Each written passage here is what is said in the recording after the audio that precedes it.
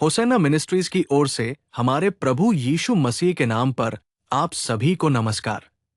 प्रभु आपको अपने स्वस्थ पंखों की छाया में छिपाए और इस पूरे दिन अनुग्रह और शांति के साथ आपका मार्गदर्शन करे। प्रिय, पवित्र शास्त्रों में यहोशू का इतिहास एक गौरवशाली इतिहास कहा जाना चाहिए, क्योंकि वो एक सेवक होने के नाते उस पद पर सफल हुआ और परमेश्वर की दृष्टि में परमेश्वर द्वारा चुने गए एक महान नेता के रूप में खड़ा हुआ। वो कोई ऐसा व्यक्ति नहीं था जो किसी की मदद या सहयोग के कारण अचानक उच्च पद पर पहुंच गया, बल्कि उसका अपना आचरण अच्छा था और वो परमेश्वर के सामने एक पवित्र जीवन जीने की आकांक्षा रखता था और परमेश्वर द्वारा एक नेता के रूप में चुना गया था। इस यहोशू के बारे में मैं इस बार केवल एक शब्द कहूंगा।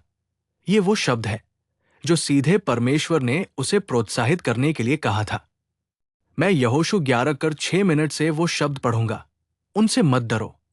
प्रभु कहते हैं, ये वो शब्द है जिसे हम यहोशू की पुस्तक में कई बार पढ़ते हैं। डरो मत, मत डरो। क्यों? क्योंकि वो सेवक के रूप में निम्न पद से उठकर नेता के पद पर पहुंचा था और चूंकि वो ईश्वरीय योजना को पूरा करने की स्थिति में था, इसलिए परमेश्वर उसे ये कहकर प्रोत्साहित करता रहा, डरो मत, मत डरो। अगर हम आज इस बारे में सोचें तो कई तरह से कई मामलों में हम हतोत्साहित हो जाते हैं। हम महसूस कर सकते हैं, मैं जवान हूं, क्या मैं ये काम कर सकता हूं? शायद वो साहस मुझ में न हो। मेरे पास ज्यादा धन नहीं है, क्या ये काम पूरा हो पाएगा? मेरा साथ देने वाले ज्यादा लोग नहीं हैं, मेरी तरफ कोई नहीं है, क्या ये काम सफल होगा? इस तरह का हतोत्साह दरअसल हर चीज में, किसी न किसी मामले में हतोत्साह व्यक्ति को तोड़ देता है, चाहे वो स्वास्थ्य के लिहाज से हो, करियर के लिहाज से हो या कई दूसरे तरीकों से हो। हतोत्साह व्यक्ति को परेशान करता है। इस हतोत्साह की छाया में मनुष्य टूट रहा है। लेकिन वे लोग कौन हैं जो साहस के साथ जी सकते हैं? या हमें साहसी बनने के लिए क्या करना चाहिए? अगर हम पवित्र शास्त्र में पढ़े तो नीति वचन 14:26 हमें एक अनुभव स्पष्ट रूप से दिखाता है। मैं उन शब्दों को पढ़ूंगा, प्रभु के भय में दृढ़ भरोसा है। प्रियजन, देखो, अगर हम साहसपूर्वक जीना चाहते हैं तो हमें ऐसे लोग बनना चाहिए जो प्रभु का भय मानते हों। ऐसे लोग साहसी होंगे। सिर्फ ईसाई धर्म में होना या सिर्फ खुद को ईसाई कहना ही काफी नहीं है। हमें परमेश्वर के प्रति भय और श्रद्धा रखनी चाहिए। आज कितने लोग हैं जो परमेश्वर से डरते हैं, जो उनके सामने अपना सिर झुकाते हैं और कहते हैं, वो मेरे प्रभु है, वो मेरे नेता है, वो मेरे पिता है, वो मेरे स्वामी है। कितने लोग हैं जो इस तरह सोच सकते हैं और उनसे डर सकते हैं? पवित्र शास्त्र में हम पढ़ते हैं कि अब्राहम परमेश्वर से डरता था, कि यूसुफ परमेश्वर से डरता था। मैं कहता हूं, उनके आशीर्वाद को देखो, उनके जीवन के आचरण को देखो। उन्हें किसी चीज का डर नहीं था। यहां तक कि जब परिस्थितियां प्रतिकूल हो गई और उन पर हमला किया, तो मैं एक शब्द कहना चाहूंगा। जब वे अकेलेपन से पीड़ित थे, जब उन्होंने कहा, मेरे पक्ष में एक भी व्यक्ति नहीं है, तब भी वे डरे नहीं। वे साहसी थे। मेरा प्रभु मेरा भला करेगा। वे उस साहस और निर्भीकता के साथ बहादुरी से जीने में सक्षम थे, क्योंकि जो लोग ईश्वर से डरते हैं उन्हें वो साहस प्राप्त होगा। वे परिस्थितियों पर विजय प्राप्त करने में सक्षम होंगे। वे अपने सामने आने वाली लड़ाइयों में जीत देख पाएंगे। वे ईश्वरीय शक्ति के प्रतिनिधि के रूप में जीने में सक्षम होंगे। फिर आज हम निराशा और चिंता में क्यों पड़ रहे हैं? क्योंकि उनके प्रति श्रद्धा कम हो गई है। यही हमें पहचानना चाहिए। भक्ति हमें साहस देनी चाहिए। आज दुनिया में हर कोई किसी न किसी तरह की भक्ति में लगा हुआ है, जिस तरह से वो जानता है। लेकिन हमें उस तरह की भक्ति करनी चाहिए जो हमें शक्ति और साहस दे। इसलिए अय्यूब के मित्र अय्यूब से कहते हैं, क्या तुम्हारी धर्मपरायणता तुम्हें आत्मविश्वास नहीं देती? हम इस शब्द को अय्यूब की पुस्तक में देखते हैं। अरे, तुम इतनी भक्ति कर रहे हो, हर सुबह बलिदान चढ़ाते हो, कहते हो ईश्वर सर्वशक्तिमान है, मुझे निर्दोष निष्कलंक होना चाहिए, तुम इतनी भक्ति कर रहे हो, फिर ये भक्ति तुम्हें साहस क्यों नहीं देती? ऐसा क्यों नहीं होता? इसीलिए अय्यू बीमारी, पाप, संसार की चीजों और सभी शापों का सामना करने में सक्षम था। वो आशीर्वाद के योग्य मनुष्य में बदल गया। फिर हम जो भक्ति कर रहे हैं वो हमें साहस क्यों नहीं दे रही है? इसलिए जो लोग उसके प्रति भय और श्रद्धा रखते हैं वे साहसपूर्वक जीवन जी सकेंगे। क्या मैं तुम्हें एक और बात बताऊं? मैं प्रेरितों के काम 4:13 पढ़ूंगा। जब उन्होंने पतरस और यूहन्ना का साहस देखा और जाना कि वे अनपढ़ और मूर्ख लोग हैं, तो वे अचंभा करने लगे और उन्हें पहचाना कि वे यीशु के साथ थे। प्रियो, देखो, हम यहां प्रेरित पतरस और यूहन्ना का इतिहास पढ़ते हैं। यहां हमें जो देखना चाहिए वो ये है, वे बहुत साहसी थे। वे किसी भी बात से हतोत्साहित नहीं हुए।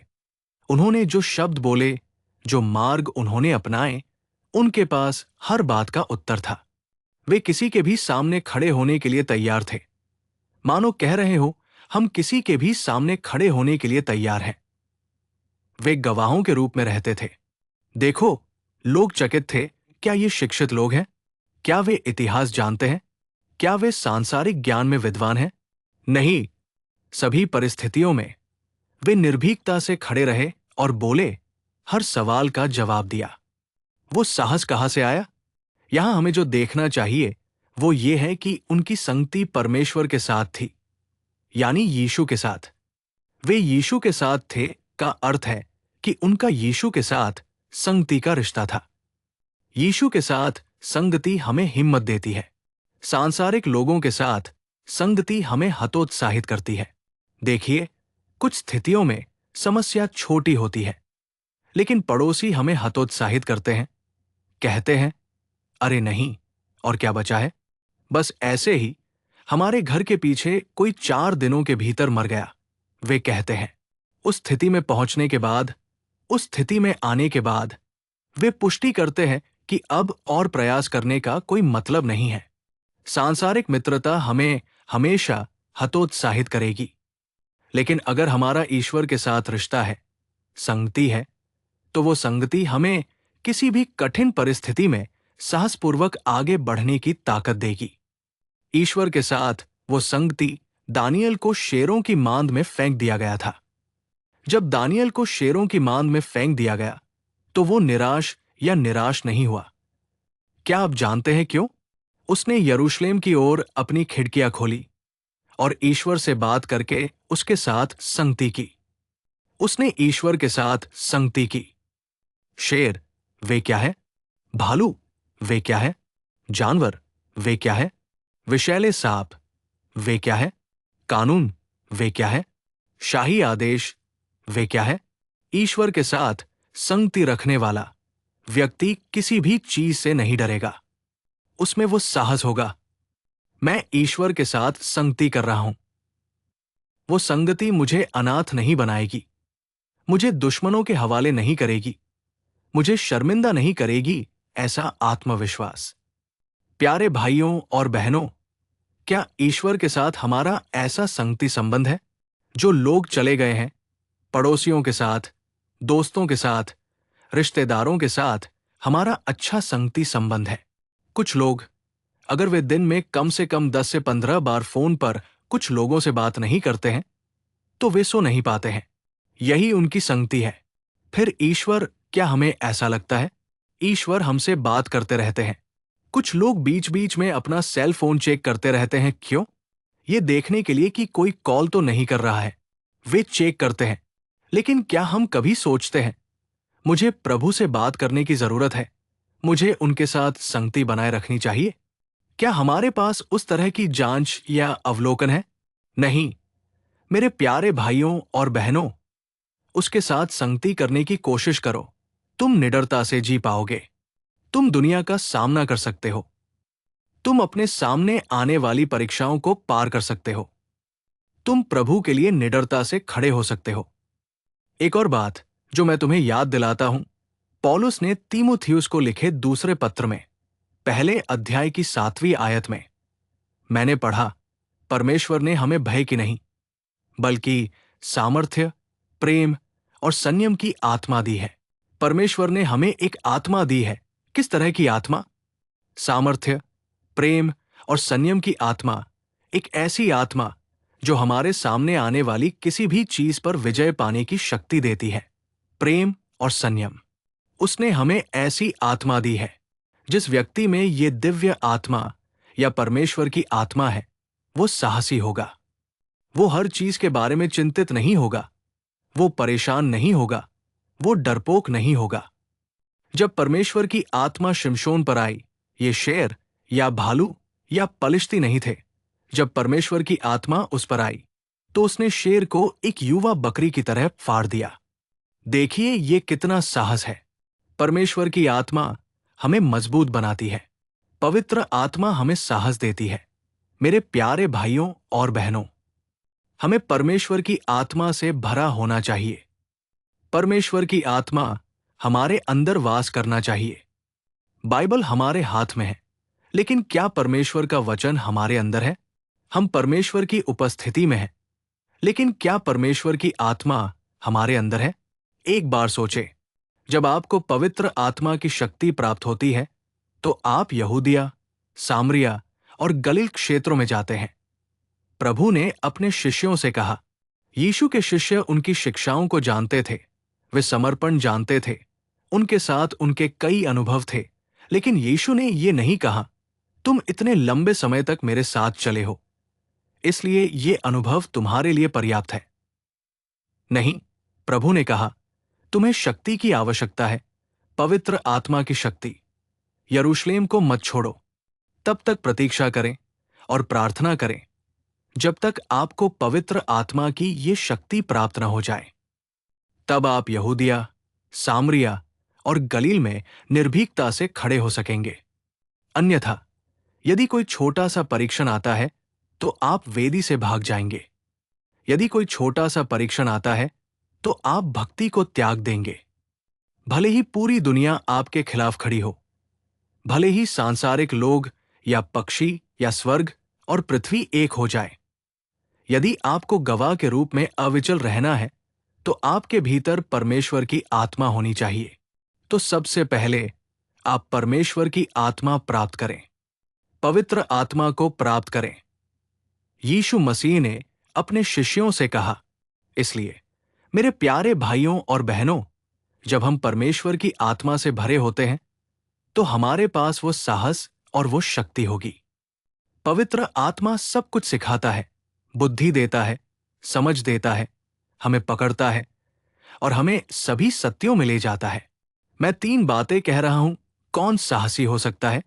पहला, जो प्रभु का भय मानते हैं और श्रद्धा रखते हैं। दूसरा, जो उसके साथ संगति रखते हैं। तीसरा, जिन्होंने पवित्र आत्मा की शक्ति प्राप्त की है। आइए हम स्वयं का परीक्षण करें और उस दिशा में कदम उठाने के लिए प्रतिबद्ध हों। प्रार्थना। अद्भुत पिता, प्रभु जो जीवन देने वाले हैं, हम आपको नमस्कार करते हैं। इस दिन हम एक एक करके उन अनुभवों पर ध्यान कर रहे हैं जो हमें साहसी बनने के लिए आवश्यक है। हमें उसी तरह से आगे बढ़ाइए। आपने कृपा दिखाई है ताकि हम ऐसे लोग बन सकें जो आपका भय मानते हों और श्रद्धा रखते हों, आपके साथ संगति करते हों, पवित्र आत्मा से भरे हुए जीवन जीते हों। मैं अपने हाथ उठाकर आपकी स्तुति करता हूं ताकि हम आपके लिए पत्र के रूप में जी सकें। हम अपने आप को आपके हाथों में सौंप रहे हैं। आपसे हमें से हर एक की मदद करने के लिए कह रहे हैं। जो कोई भी निराश है, समस्याओं से घिरा हुआ है, जो कोई भी क्या होगा कि समस्या से कमजोर है, जो कोई भी निराश है, उन्हें प्रोत्साहित करें, उनकी पीठ थपथपाए, उनका हाथ थामे और उनका नेतृत्व करें। मैं उन्हें आपके चरणों में समर्पित करता हूं। प्रभु, इस दुनिया में हमारा कोई नहीं है, कोई भी व्यक्ति नहीं है जो हमारे सामने खड़ा होकर हमारी पीठ थपथपाए। प्रभु, आप ही हमारे पास है, इसलिए मैं उन्हें आपके चरणों में समर्पित करता हूं। उनके दिल में एक नया साहस, एक उम्मीद जगाओ, उन्हें मंजिल दिखाओ, चलना शुरू करो और अपने बच्चों को दिलासा देने वाले के रूप में उनके साथ रहो और दया दिखाओ। अपने आप को आपके अद्भुत हाथ में सौंपते हुए मैं यीशु के नाम में प्रार्थना और विनती करता हूं। पिता, आमीन, आमीन। प्रभु आपको आशीर्वाद दे और आपको समृद्ध करे। इस पूरे दिन मेरा ईश्वर आपको भरपूर अनुग्रह प्रदान करे। आमीन। दैनिक अनुग्रह के संदेशों और अधिक आध्यात्मिक संदेशों के लिए हमारे YouTube चैनल को सब्सक्राइब करें। प्रार्थना। अद्भुत पिता, प्रभु जो जीवन देने वाले हैं, हम आपको नमस्कार करते हैं। इस दिन हम एक एक करके उन अनुभवों पर ध्यान कर रहे हैं जो हमें साहसी बनने के लिए आवश्यक है। हमें उसी तरह से आगे बढ़ाइए। आपने कृपा दिखाई है ताकि हम ऐसे लोग बन सकें जो आपका भय मानते हों और श्रद्धा रखते हों, आपके साथ संगति करते हों, पवित्र आत्मा से भरे हुए जीवन जीते हों। मैं अपने हाथ उठाकर आपकी स्तुति करता हूं ताकि हम आपके लिए पत्र के रूप में जी सकें। हम अपने आप को आपके हाथों में सौंप रहे हैं। आपसे हमें से हर एक की मदद करने के लिए कह रहे हैं। जो कोई भी निराश है, समस्याओं से घिरा हुआ है, जो कोई भी क्या होगा कि समस्या से कमजोर है, जो कोई भी निराश है, उन्हें प्रोत्साहित करें, उनकी पीठ थपथपाए, उनका हाथ थामे और उनका नेतृत्व करें। मैं उन्हें आपके चरणों में समर्पित करता हूं।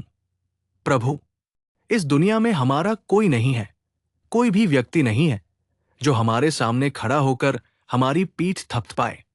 प्रभु, आप ही हमारे पास है। इसलिए मैं उन्हें आपके चरणों में समर्पित करता हूं।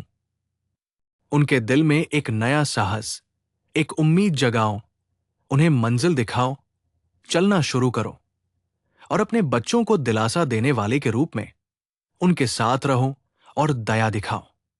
अपने आप को आपके अद्भुत हाथ में सौंपते हुए मैं यीशु के नाम में प्रार्थना और विनती करता हूं। पिता, आमीन, आमीन। प्रभु आपको आशीर्वाद दे और आपको समृद्ध करे। इस पूरे दिन मेरा ईश्वर आपको भरपूर अनुग्रह प्रदान करे। आमीन। दैनिक अनुग्रह के संदेशों और अधिक आध्यात्मिक संदेशों के लिए हमारे YouTube चैनल को सब्सक्राइब करें।